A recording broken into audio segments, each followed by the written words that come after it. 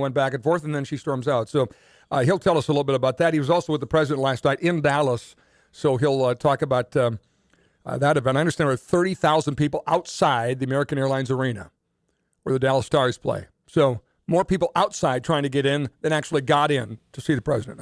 That was a metric at the Target Center, Scotty, that I wanted to see. And when they closed the doors, and I think they said they were going to, right when Vice President Pence started speaking, that's when they say, okay, that's when we cut it off. And I would say there was at least 1,000 people still out in the Skyway, because I walked up there and looked, and there was a lot of people with hung heads going, oh, you could just tell.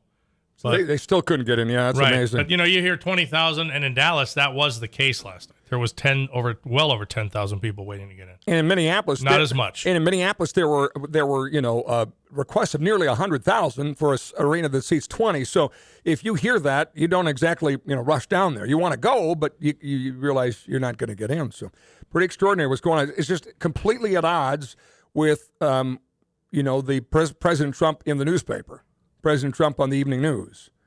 Versus the President Trump that is seen by that many people. It's pretty amazing. Also, then, Senator Kevin Cramer will be here for a full hour later today in the Talk Radio Town Hall. So we look forward to that, too, on the program. All that coming up. Probably the most important thing we're going to do today, though, is have a conversation about an effort by a teenager. Now, I don't know about you, but anytime I hear about some kind of a program, some kind of an effort, some kind of an endeavor undertaken by a youngster, I lean in a little closer, want to hear a little more, because it takes some extraordinary courage to do that, number one. And number two, it's like most children. They're just, so real, so precious, so, just genuine about their motives and what they're trying to accomplish. And Faith Kahl is an 8th grader at Central Cass, and she started a group called Hope after her cousin Robbie committed suicide last year. And she joins us in studio to talk a little bit about this effort, along with her mom, Tanya. Hello, Faith. How are you? Good. Nice to see you. Yeah. How's Central Cass these days? Really good. Fun school? Yeah. I'll bet it is. Yeah. And tell me a little bit about your cousin, Robbie. He was an outgoing kid. He was always with his family, never hiding in his room, really involved with sports and his friends. He loved swimming. And the weekend before he died, he was just talking about how excited he was to start swimming and get his car to start driving and continue on with his sports. So you saw that in him, right? And liked that about Robbie, that he would, so as a cousin, he's kind of the fun cousin? Yeah, he always did what other people would want to do. He never really said, oh, no, I don't want to do this, or... He just would do anything for us. So bring me to the point when you found out that despite being excited about the car and about swimming and all the things that you knew and loved about your cousin, Robbie, that he had taken his own life. Talk about what went through your mind. We had no idea. There was no signs, nothing. His parents were at parent-teacher conferences and found him, and there were just no signs that he was struggling. He was never in his room hiding. He was just an outgoing kid. No signs of anything. Tanya, I imagine Robbie's mom and dad in a situation like that is really, really tough. I mean, anytime you lose a child to anything, it's tough. Suicide, there's all the questions, but having no signs makes it even worse. How are they doing? Jason and Kari have kind of wrapped their brain around helping kids. Within hours after his death, they had flown out to pick up their daughter, Elizabeth. She's a junior, 3rd year at Boston University. And so they flew out to pick her up. And by the time they had gotten back, they recognized that they needed to make a change, started Robbies Hope Foundation, and not really knowing exactly what direction to take with it, but that there had to be something to make a change because it's such a growing epidemic. And these kids, they want to be able to speak out and share their voice and whatnot. So they started these hope groups as a way for students to get together and be able to talk about, all the heavy pressures that are weighing them down. And when they started doing this, they had such a multitude of people coming, these kids from, 12 different schools in the Denver area, joining in and wanting to make it an opportunity similar to an AA meeting. If you're struggling with alcohol, you can go to a meeting anywhere across the country and meet up with somebody who's dealing with similar issues, correct? So if you have a Hope meeting that you can go to across the country, they want to be able to set up something similar to that where students and teenagers, can get together and just be able to openly talk. Jason and Kari have done an amazing job of being able to put it out there, get that conversation going, and being able to stress to the teens that it's okay to not be okay. Is it helping them?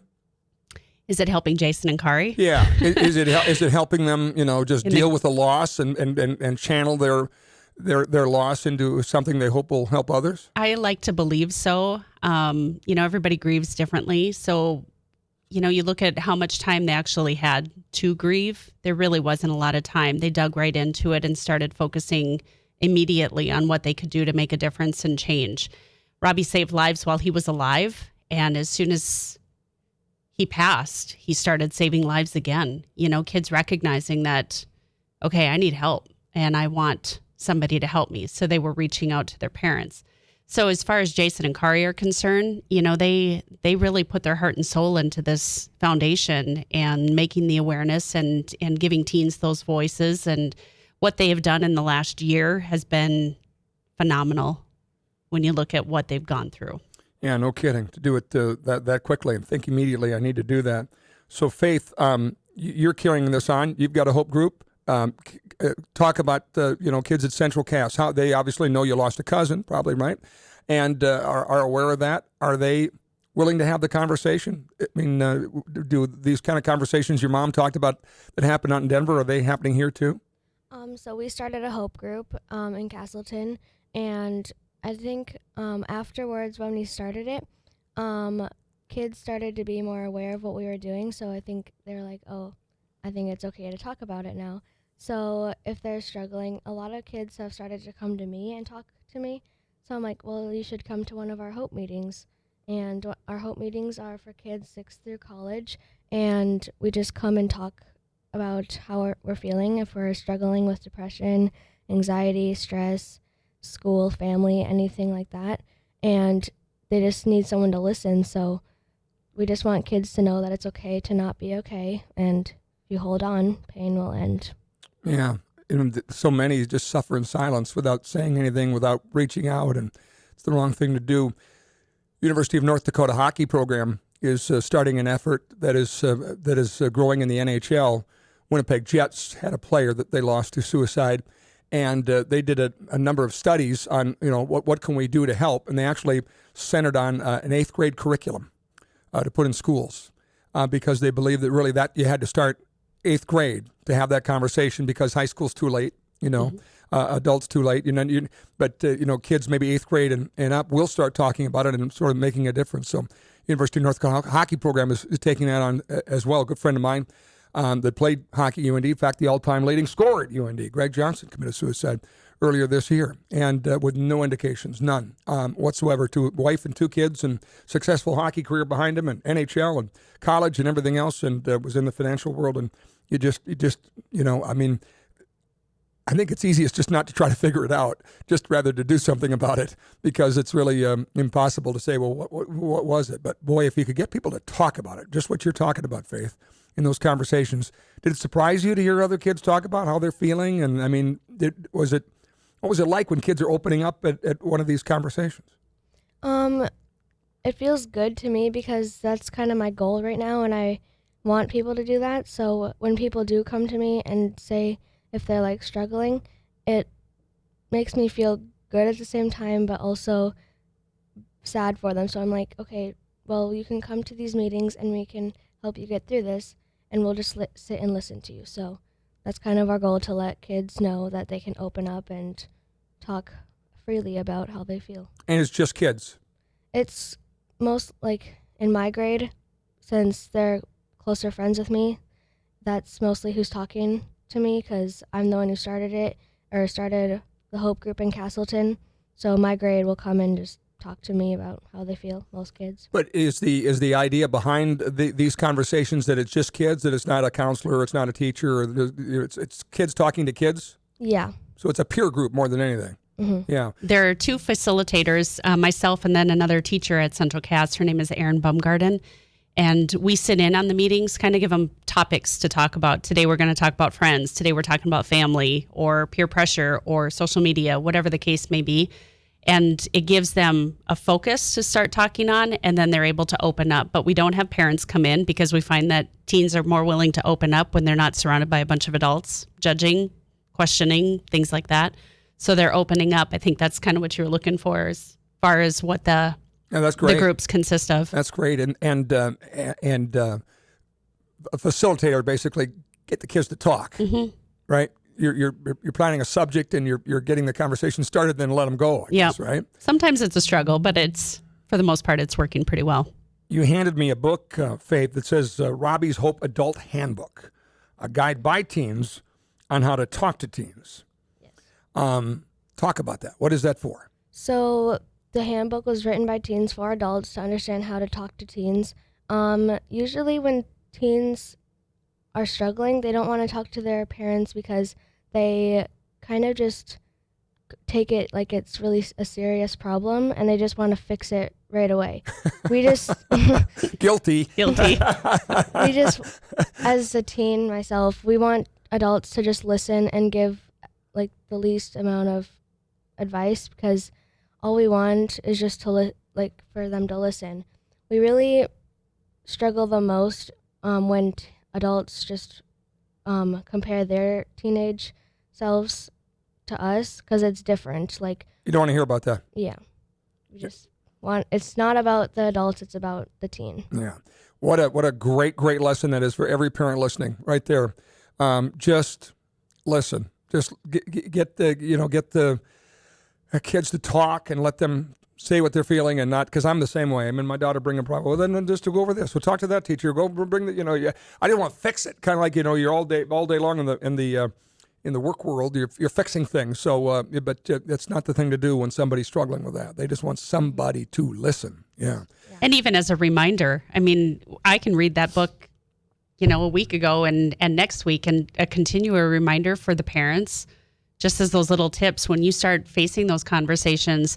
And start the conversation. Start them when they're young, because when you start talking about your mental health and show how important that is, even as an elementary student, when you recognize that, we take you in for a physical to make sure that your body is working well, but let's talk about your mental health as well. And if we're able to talk about our mental health, even with the young students, as they get into that middle school age, when things start getting really difficult for kids, it's kind of an easy conversation, but continue to have those conversations versus just trying it once and, that didn't go very well, they're never going to talk to me.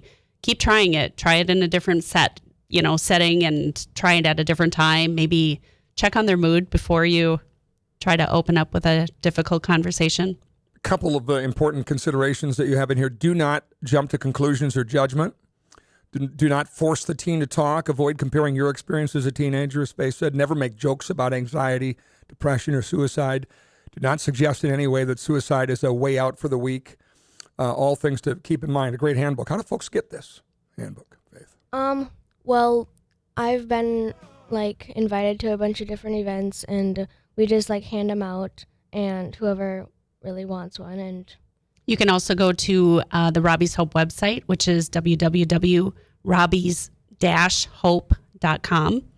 And on the website, it's actually geared towards teens, so they can go in, check in on how they're feeling, and then have a spreadsheet basically pop up real quick and say, this is where you're sitting. If you're having a tough day, click it.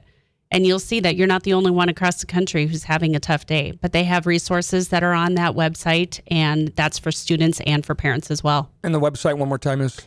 Robbies-hope.com. ROBBIES-hope.com. Fantastic. Faith, thank you very much for doing this. You're welcome. For undertaking the effort, and that's bold. That's bold for an 8th grader. Thank you. It is, you bet. And also thanks for joining us today on the program, okay? Thank you. You bet. 8th grader from Central Cass on the Hope Group started there after her cousin Robbie committed suicide. Faith Kahl with us today on the program. And her mom, Tanya, thank you. Appreciate it very much. Take a break. Come back with more on What's on Your Mind after this.